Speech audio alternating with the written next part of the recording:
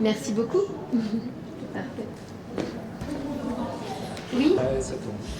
Alors, est-ce que toujours le maître mot de la programmation du festival, c'est l'éclectisme? Bah, comme toute programmation, je dirais. En fait, c'est un assemblage. Donc, de toute façon, toute programmation. Enfin, non, il y a des festivals qui sont assez spécialistes. Et nous, on va dire qu'on va essayer de rester sur un axe assez ouvert. Mais oui, ça doit quand même être assez éclectique. Vous avez envie de faire plaisir un peu à tout le monde, à toutes les générations, à tous les amoureux de styles musicaux? Alors, j'aime pas le mot faire plaisir à tout le monde parce que ça donne un assemblage, ça dénote d'un assemblage souvent qui est un peu opportuniste des fois. Et nous, on essaie quand même d'avoir une logique entre les groupes qu'on va voir sur les scènes, une déambulation, une particularité d'artistes qui ont leur personnalité, leur univers. Et voilà, sans essayer de garder ça. Le côté génération, après, j'avoue que je ne sais pas trop ce que ça veut dire parce qu'on fait les choses un peu de façon sensorielle. C'est-à-dire qu'on programme des groupes parce qu'ils correspondent à notre ère du temps, à ce qu'on écoute et à ce qu'on vit aujourd'hui en 2020. Donc on essaye d'être un peu là-dedans. Quelques classiques au milieu parce que de toute façon, la musique qui existe aujourd'hui, bah, elle est aussi inspirée par des artistes classiques d'une époque vue il y a 20 ans. Voilà, donc c'est un peu ça, cette programmation. Alors, l'interview passera à 19h15. Très bien. Vous avez déjà donné les grands noms de Très bien. d'affiches, etc. S'il y a quelque chose à ne pas rater, selon vous, dans cette émission, ce serait quoi? Un groupe à pas rater. Un ou deux ou trois, Pardon. je ne sais pas. C'est toujours. Non, mais ça c'est chiant, hein, parce que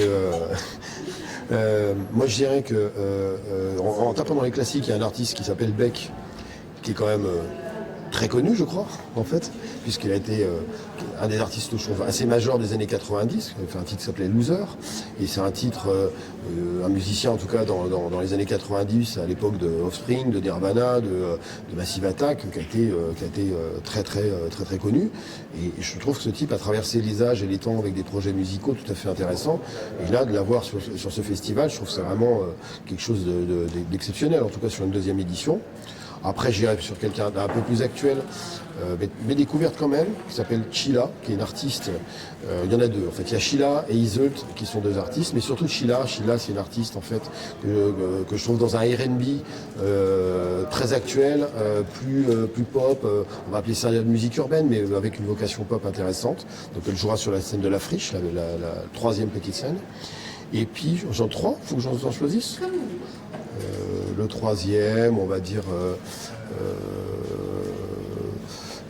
une autre jeune fille qui s'appelle Aloïs Sauvage, qui aussi donne dans un esprit urbain dans l'écriture, mais qui a une orchestration, en tout cas des productions plus pop, et qui sur scène a toujours un travail scénographique assez particulier. Alors la dernière tournée, elle avait un micro qui était suspendu au milieu, puis comme elle vient en fait d'un milieu circassien, elle se suspendait au micro, elle dansait, elle aime beaucoup en fait l'univers de la danse, et elle mélange tout ça dans sa musique. On peut dire que dans un côté urbain, elle pourrait s'apparenter à ce qu'a fait Christine of the Queen un peu au début. Et voilà, je pense que c'est aussi des personnalités intéressantes les trois à voir, quoi. On le sait, au Bif Festival, il y a toujours aussi beaucoup la planète hip-hop qui s'exprime. Voilà, c'est la musique la plus écoutée au monde depuis quelques années. Évidemment qu'elle a toute sa place à cette édition aussi.